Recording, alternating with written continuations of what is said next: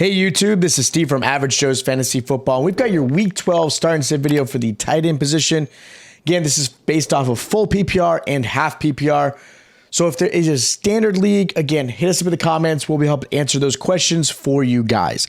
Now, these are your obvious tight ends you should be starting this week. These guys, whether it be a matchup or, again, just getting plenty of targets, these guys should be starting for you no matter what.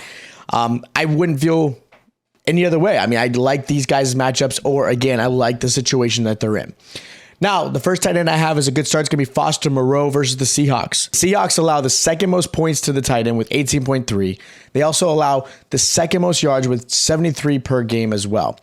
Moreau is realistically the third best option in this Raiders offense behind only Adams and Josh Jacobs. You could probably put Hollins in there, but I think Moreau probably gets a little more looks his way. So I do expect him to see 4 to 5 targets. I'm not expecting a 7 to 8 target type of game. He's going to get probably 4 to 5 targets, convert 3 to 4 of those, probably 30 to 45 yards, and possibly a touchdown to get you into those double-digit performance. So, again, I like the matchups. Seahawks do allow a lot of points. They're probably going to be playing catch-up as far as the Raiders go. So he is going to get some targets his way and, again, some red zone action. So I like him this week. Now, Evan Ingram is another tight end I recommend this week versus the Ravens. Now, the tight end position is very, very tough to call every single week, especially if you're someone who doesn't have Travis Kelce. I get it. You're playing the guessing game. You're picking up tight ends left and right, trying to figure out who might be a good start. But I do like Ingram possibly bringing in some double-digit performance this week against the Ravens. The Ravens have allowed 5 touchdowns to the tight end, which is 7th in the NFL. They also allow 6 targets per game to the tight end. Ingram has struggled, so just take that in with a grain of salt. He's only put up 6 points in the last 2 games.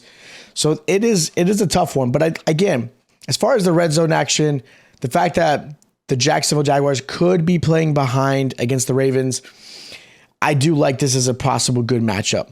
Now, a sneaky start I like this week is Austin Hooper versus the Bengals. Now, I like this as a sneaky start. I'm not chasing the touchdown performance that he did last week, so that has nothing to do with why I believe he's a good start. But it's more so the fact that the Bengals allow 8 targets to the tight end. 5 of them turn into receptions. On top of that, Hooper has seen at least 3 receptions and 30 receiving yards in the last 3 games. So that plays a factor. That's at least 6 points. Sprinkle a touchdown, maybe a few more. He's going to get you to 9 to 12 points and possibly more. So I like that aspect of him. And again, he could be relied upon on this game. I like what Tannehill's done. I like what the Tennessee Titans have done. Again, Bengals can absolutely outscore the Titans, or it could be a close one. Depending on how this goes, it's gonna be one of those really fun games to watch. I really am looking forward to this one this weekend. But I like Hooper as a nice sneaky start. Now, take this again. Think about this though.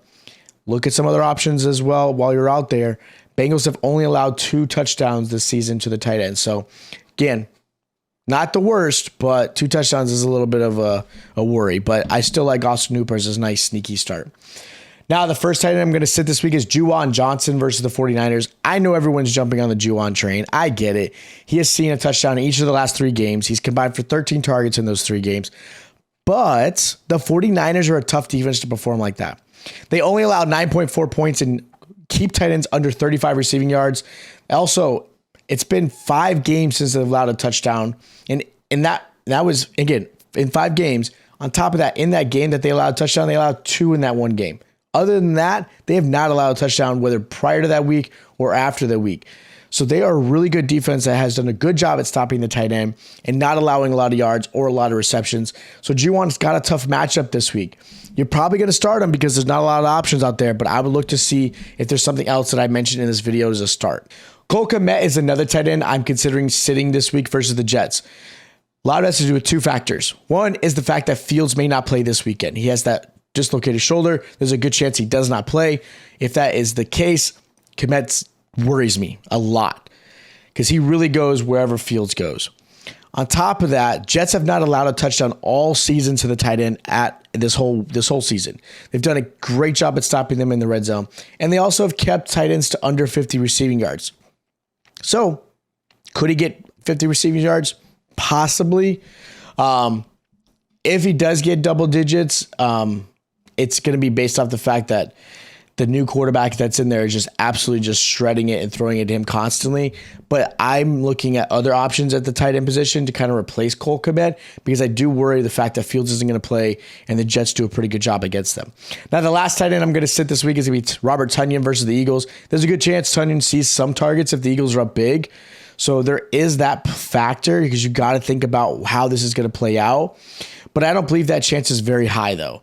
Tonyan has struggled and hasn't seen more than 6 points in fantasy since week 8.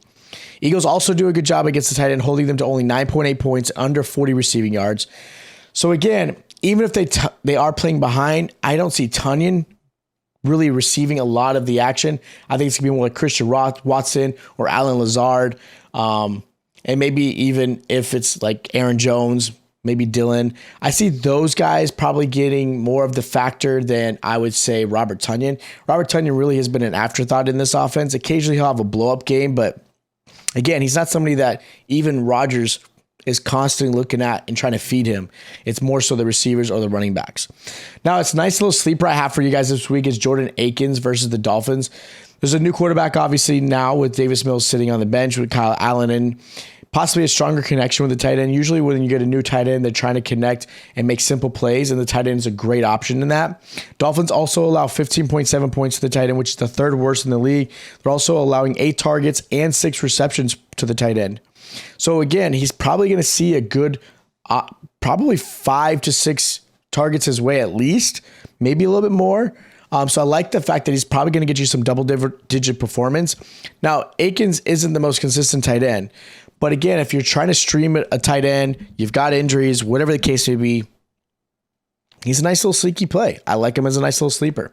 So those are my start and sits and sleepers for the tight end position for week 12. If you guys did enjoy the content, make sure you hit that subscribe button and that notification bell is on. That way you guys are notified every time we drop a video just like this. Of course, if you guys also enjoy the content, don't be afraid to hit that like button. It's greatly appreciated. If you guys do have questions of who you should start, whether it be the tight end or other positions, again, hit us up in the comments down below. We're going to try to give you as much advice and recommendations for you guys. That way you guys can put the best lineup in front of you. Also, if you haven't already, check out our running back, wide receiver, and quarterback start and set videos as well. That way to kind of give you some insight of some good plays you guys should be considering this week. Again, hope you guys had a great Thanksgiving this weekend. Hope you guys had a great holiday. Enjoy those college games. Enjoy the games this weekend. I'll catch you guys next time.